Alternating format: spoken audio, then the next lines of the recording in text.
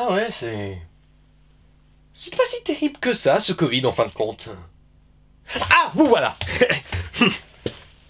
Bonjour, chers amis spectatrices et spectateurs, et bienvenue dans ce re-bilan des remakes live Disney. Et oui, il y a 2 ans sur la chaîne, sortaient 2 vidéos sur le remake live Disney.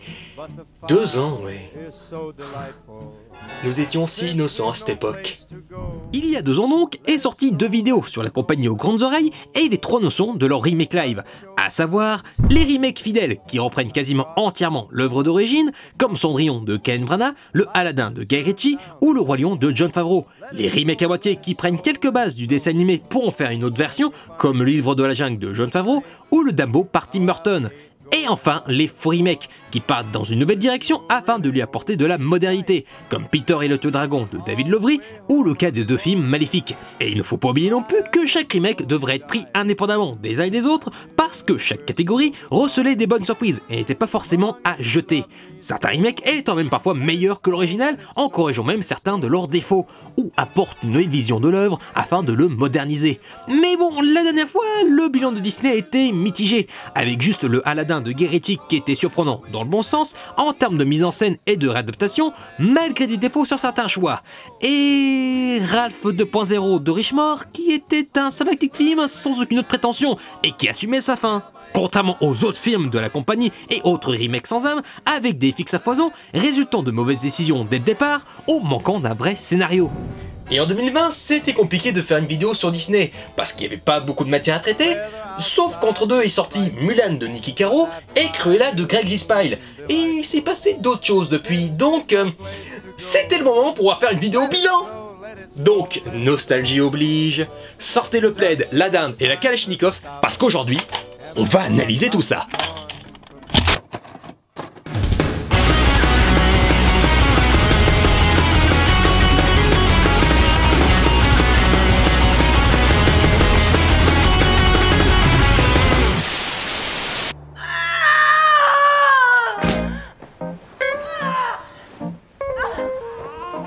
Oh non, c'est ici qu'on commence?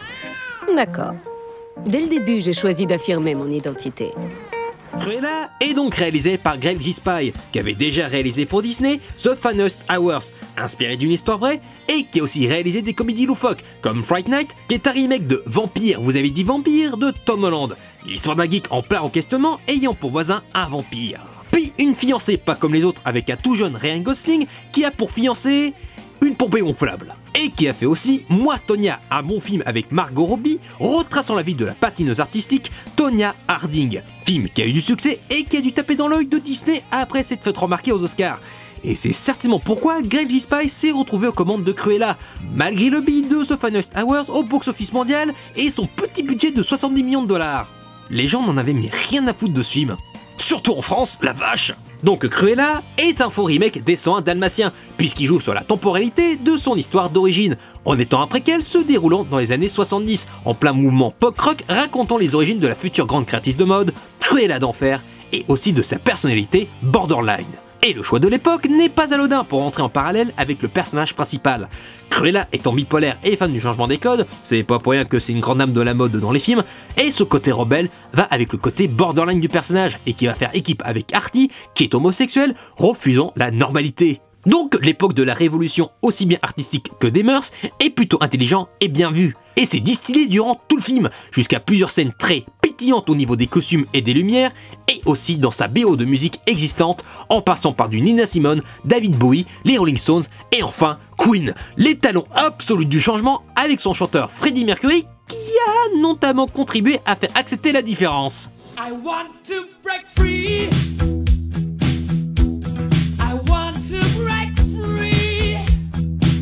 Oula, on va peut-être calmer nos hormones avant que ça parte trop loin. Bref, pour continuer sur la BO existante, elle est beaucoup trop présente. Il y a des morceaux qui disparaissent aussi vite qu'elles sont apparus, les rendant moins impactantes, donnant un sentiment de trop-plein et donnant l'impression d'être un jukebox, comme dans Suicide Squad, mais sont tombés dans les mêmes travers. Il y a des musiques qui marchent mieux, comme celle de Nina Simone, choisie pour amorcer le début de confiance d'Estella, qui monte crescendo et en rythme avec le montage du film, ou la musique des assurances She's Rainbow des Rolling Stones, qui se confond avec la légèreté et le positif d'Estella et de son entourage dans sa vie quotidienne de larcin et de créatrice. Mais il y a ce travail sur la musique jusqu'à même dans l'univers diégétique du film, où Cruella va carrément chanter la musique en cours, ou carrément...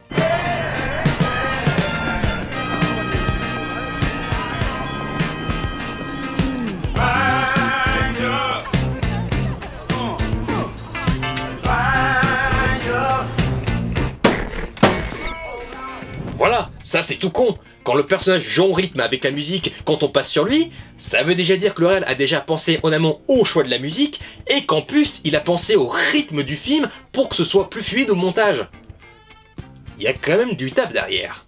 Mais l'intérêt du film réside avant tout, et c'est logique, dans le traitement de Cruella.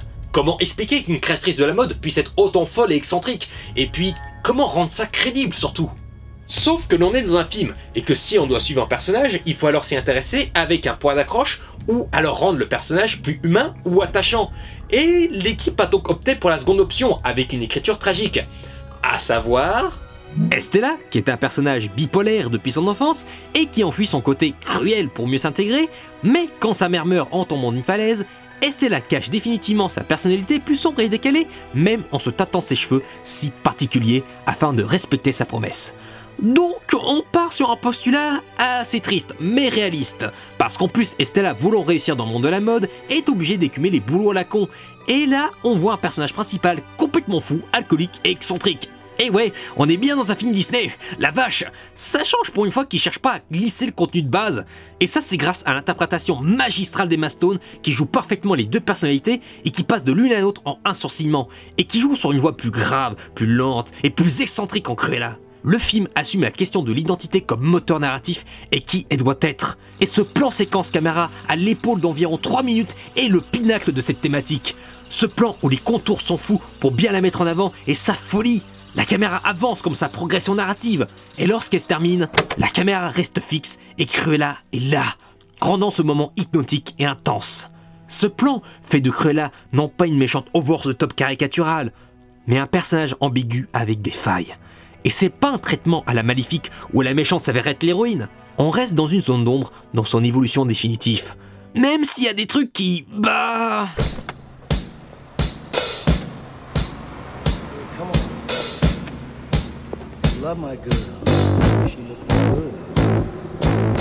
Et ouais, dans toute fiction, un personnage se doit d'être confronté à des obstacles s'il veut avancer et ainsi évoluer.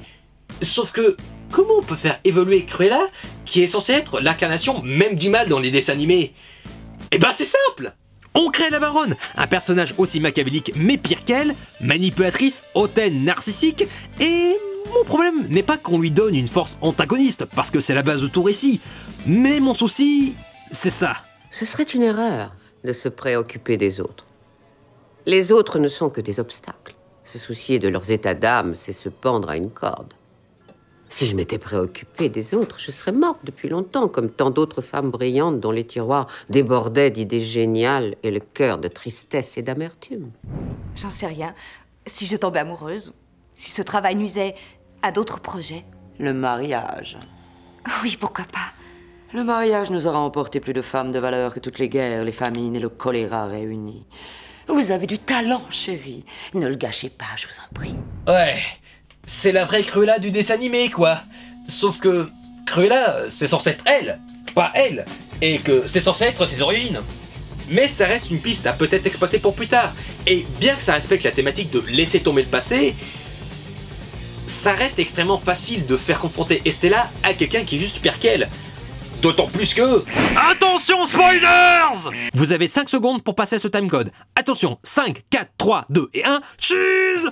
La Baronne est responsable de tous les malheurs de Cruella. C'est elle qui a tué sa mère, enfin, sa mère adoptive, puisque la Baronne est sa vraie mère. Et que folle et narcissique comme elle a voulu l'éliminer dès le berceau, expliquant ainsi la folie de Cruella. Donc... quand tu revois le début du film en sachant ça, le ton pop rigolo disparaît quand tu connais l'histoire un peu glauque derrière. Puis le coup de la voix off, c'est en fait l'histoire de ma mort, qui est pas original pour un sou, parce que Megamind le faisait déjà en 2010. Ouais, il y a des soucis et clichés narratifs. Mais ce qui est vraiment dommage, c'est que Cruella aurait pu simplement être un personnage bipolaire, sans d'autres raisons, et la thématique de la personnalité fonctionnait sans ça, et ça reste quand même l'intérêt du film. C'est pas pour rien que ce film a été comparé avec le Joker de Todd Phillips d'ailleurs. Déjà ça, c'est trop facile, mais alors la résolution de fin avec Cruella qui survit grâce à sa robe parachute en mode elle a tout prévu. C'est systématiquement débile, mais c'est toujours inattendu. Voilà, ouais, c'est pas fou comme résolution. Mais encore une fois, malgré des trucs débiles, genre le manteau d'or, genre personne n'avait vu ça en regardant ça de plus près. Enfin, ce qui est intéressant aussi, c'est la réadaptation du mythe des 101 Dalmatiens. Donc Jasper et Horace sont ici les amis d'enfance de Cruella, ce qui change donc leur rapport de base et qui va évoluer avec le changement de personnalité avec Cruella qui veut les dominer et être une chef sans morale. Horace reste un peu le sapin de la bande, mais Jasper se veut plus confiant et plus intelligent que son modèle animé et entretient même une relation quasiment intime avec Cruella, ce qui est pas pour déplaire, puisque ça change du dessin animé et ça offre de nouvelles opportunités narratives et offre plus de profondeur que les simples laquais faire-valoir de Cruella du dessin animé et même du rôle des comic relief dans le film de Steven Herek, avec le ton décalé cartoon et british de Hugh Laurie et de Mark Williams. Et même si Cruella les respecte, on reste à la fin sur cette dynamique de chef et d'exécuteur, comme dans le dessin animé. Mais où est-ce qu'il ira cette relation? Bonne question. Et en ce qui concerne Anita, qui est bien l'amie d'enfance de Cruella, ça développe bien sa relation amicale et pourquoi les deux personnages se côtoient, alors que dans le dessin animé, ça se demandait pourquoi vu le comportement hautain de Cruella. Et Roger, qui est un avocat faisant du piano et qui aura marqué suffisamment Cruella dans le bon sens, pour je sais pas pourquoi non plus, parce que les deux personnages se sont côtoyés que pendant une scène, et même pas avec un vrai dialogue en plus, au point qu'à la fin c'est Cruella qui offre un dalmatien à Anita, ça ok, mais par contre aussi à Roger, là j'ai du mal à comprendre, et en plus, c'est elle qui a choisi les noms des dalmatiens. C'est facile là aussi, mais... Donc, ça veut dire que le deuxième Cruella qui est prévu va donc être une adaptation des 101 Dalmatiens après la version de Steven Herek, et que c'est elle à l'origine de tout ça, et que ça va être du point de vue de la méchante.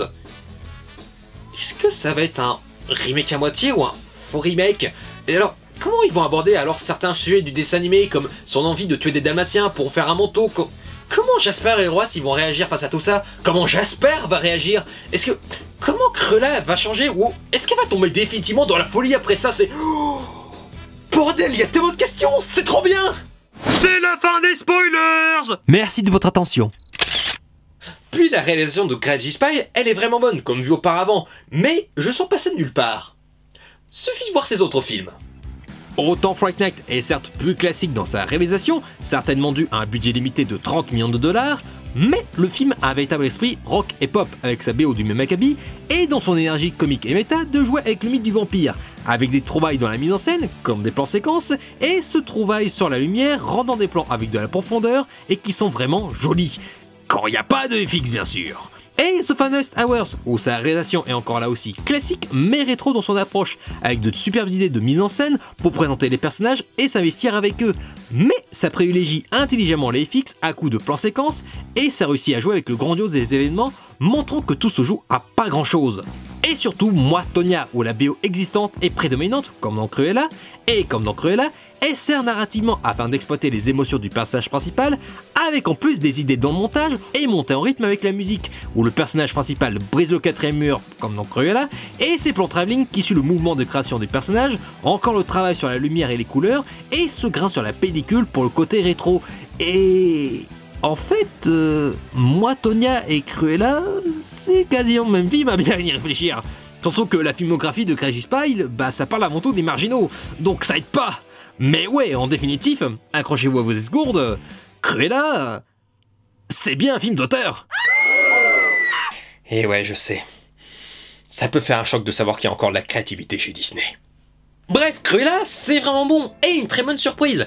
Et malgré quelques détails narratifs, et surtout une méchante qui l'est pas vraiment, bah le résultat final est moins cruel que certains pouvaient le dire. Contrairement à Mulan.